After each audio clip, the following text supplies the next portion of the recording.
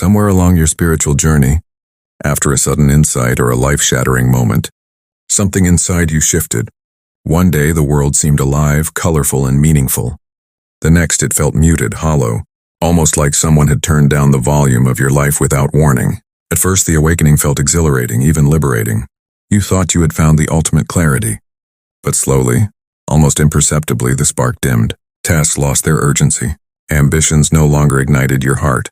The sense of meaning that once drove you, it quietly slipped away. You began asking yourself, why do I feel so empty now that I see everything clearly? There's a paradox here that many seekers overlook. Awakening doesn't always bring fire. For introspective souls, empaths, and those drawn to depth, it can feel like a vacuum. I remember a friend, brilliant and spiritually curious, deeply immersed in Eckhart Tolle, Alan Watts, and mystical philosophies. After a profound dark night of the soul, she awoke. She said she saw through ego, identity, and society's illusions. Yet 2 months later, she stared at the ceiling, struggling to get out of bed. I used to cry over not achieving enough, she told me. Now I don't care if I achieve anything at all. Awakening was supposed to light me up, not leave me like this. Carl Jung, the father of analytical psychology, foresaw this.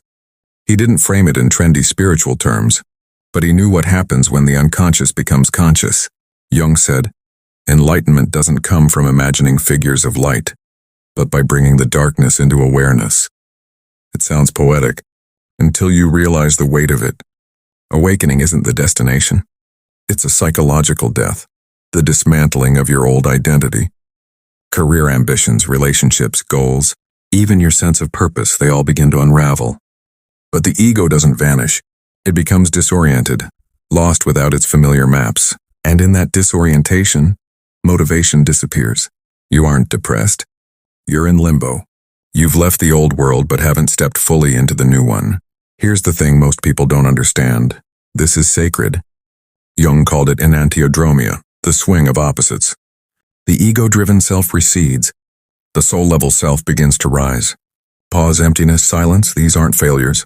They are the essential crucible for individuation, the process of becoming whole. During this time, all your old motivators, status, achievement, validation no longer work. You outgrow the fuel that once drove you. The awakening process strips away the persona, the mask that shaped your life. Suddenly, your old ambitions feel hollow. You feel unmoored, like a character who's stepped off stage and forgotten the lines. Jung believed that individuation requires integration, not annihilation of the ego.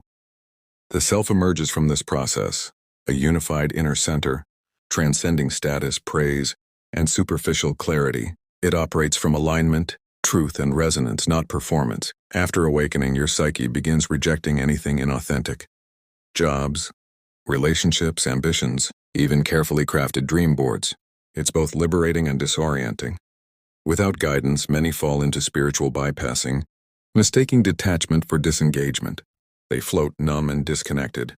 But the self isn't asking you to abandon life. It wants to live through you, to bring the sacred into the everyday. This middle phase is rarely discussed. It doesn't look like meditation retreats or Instagram-worthy epiphanies. It looks like stillness, silence, and confusion. You are not lost. You are in between, shedding the ego but not yet fully embodying the self. Society misreads this pause as laziness. You misjudge yourself, and that judgment blocks the very energy your soul is calling forth. The swing from ego-driven striving to soul-level stillness is natural, sacred, and necessary. Mythically, it's the hermit phase, the death before rebirth, the caterpillar dissolving in the cocoon. And yes, during this stage, the old drive feels gone. Motivation stalls. Purpose blurs. Clarity evaporates. But the psyche is metabolizing, integrating what was repressed, preparing for emergence. When resistance ceases, a new kind of motivation arises. Not performative, not anxious, but soulful. This is the self guiding you, through nudges, dreams, synchronicities, and intuition. Ambition transforms from ego-driven achievement into devotion to truth, presence, and authentic creation. You no longer chase clarity. You recognize it when it arrives.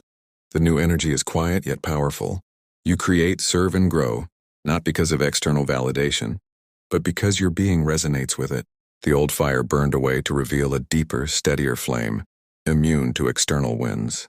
Jung called this living symbolically, trusting the inner world, the unconscious, and the soul-level compass. In practice, this might mean asking different questions. What quietly calls me? Instead of what should I do?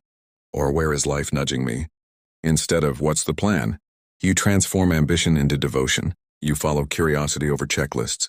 You choose peace over performance. Awakening is not a return to old motivation. It's the birth of a new, sustainable soul-powered drive. Life stops being survival-oriented and becomes deeply meaningful. Ordinary moments acquire sacred resonance.